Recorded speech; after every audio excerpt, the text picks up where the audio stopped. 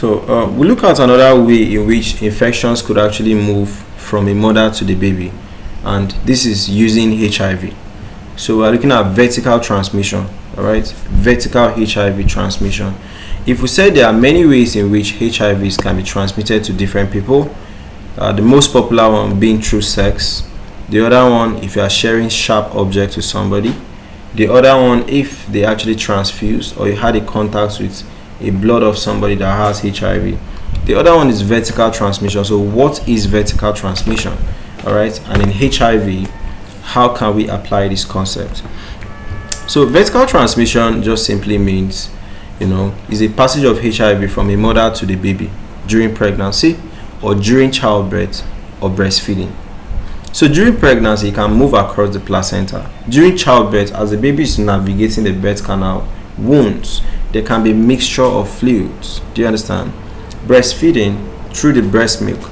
This is when the mother is not taking her, antiviral drugs to suppress the virus, So it's actually a primary way in which children can acquire HIV, because for a child, they haven't had sex, okay? So of course they got it from the mother, So how transmission happens? During pregnancy, HIV can cross the placenta, especially if the mother has high viral load.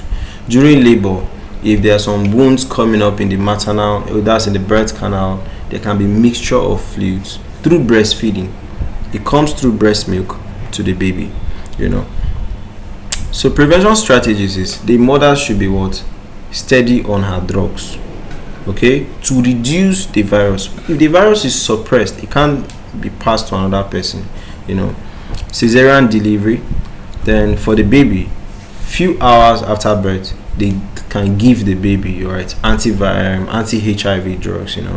There's safe feeding practices, but early diagnosis is key. Do you understand? So these were the different other ways in which HIV can spread to another person. We're just basically looking at the vertical transmission, as we are an obstetrics channel. So global progress, it has dropped significantly. Do you understand?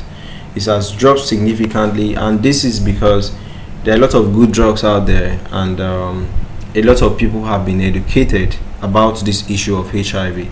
Back that time in the 2002 2005, HIV was a killer. Once you get HIV, you must just die. You understand? So this is just it for the vertical transmission of the disease.